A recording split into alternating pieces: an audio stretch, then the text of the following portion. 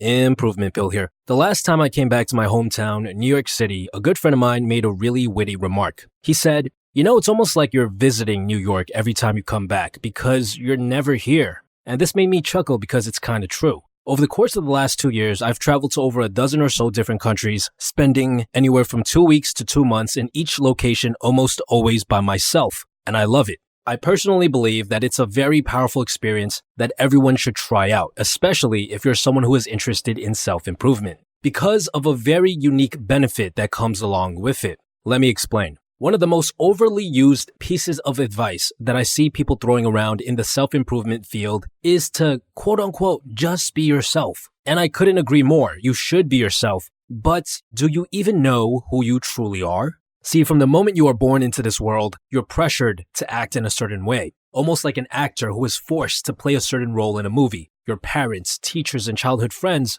all pressure you to act this way and that way. They transfer their ideas and expectations onto you. And because of this, you develop a certain personality, or as I like to call it, you put on a certain mask. Now, the problem here isn't the mask. Everyone wears a mask. It's normal. It's how you act, your values, your beliefs. It's essentially the role you play in this movie of yours called life. The problem is this really the right mask for you? Is this the role you are truly meant to play in your movie? Is this who you truly are?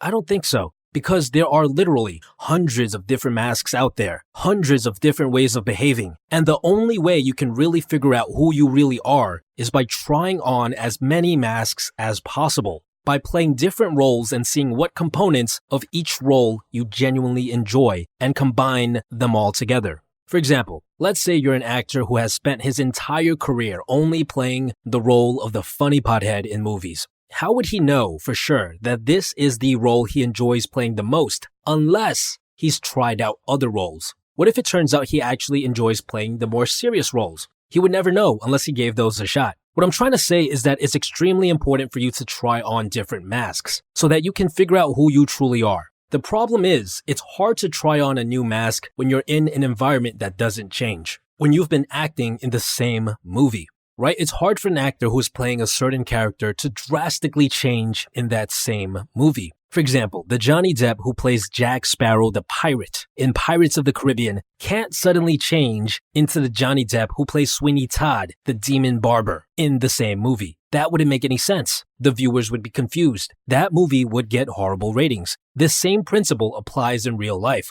If you're someone who has been known as the shy, nerdy guy his entire life, and you suddenly decide, okay, now I'm going to be the outgoing and charismatic guy, you are going to face a lot of backlash. Your friends, family, and coworkers aren't used to you acting this way. So the moment they see you attempting to put on a new mask, they'll say things like, "Why are you acting so weird? Are you high? Stop trying so hard," which will make it very hard for you to continue trying out this new role. But the worst offender of all is going to be yourself. You're going to feel as if you're faking it. This is where the imposter syndrome comes from. If your environment hasn't changed at all, if the setting and all the characters in your movie are still the same, then it's going to be very hard for you to act differently because you feel like you're supposed to play the shy guy in this movie. It's not impossible for you to change in these situations, but it will take a long time and it will be an uphill battle. Now, on the other hand, when you travel by yourself, all of these limitations go out the window. When you're in a distant land where the setting is different, where all the characters are different, where heck, even the language is different,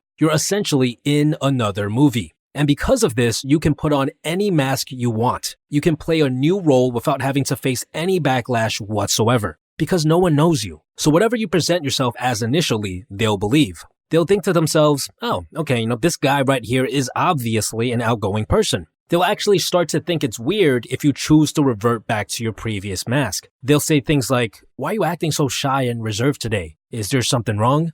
And this form of pressure will actually push you to stick to your new role. I personally found it extremely easy to try on new masks, to act in very different ways when I was overseas in foreign countries. And because of that, I was able to learn so much about who I truly was as a person. And the best part about this is, when you finally come home from your trip, you'll take some of those things you've learned from your travels and bring them back with you. And people you know actually won't be too surprised if you do, right? It's kind of expected that you return from a trip slightly different. They might say something like, "Oh, you act a bit more mature now." But in reality, it's not that. It's just that you know who you truly are now. Now, some of you might be wondering, Improvement Pill, how do you afford to travel so often? Funny enough, most of my flights are actually free. See, I take advantage of credit card sign-up bonuses, which is something you can too if your credit scores are good enough. Which brings me to the sponsors of today's video, Experian. In order to qualify for some of the best credit cards out there, the ones with the best sign-up bonuses, you need to have pretty good credit scores. You might be thinking, are my credit scores good enough? How can I even establish credit? And that's where Experian and their free product, Experian Boost, comes into play.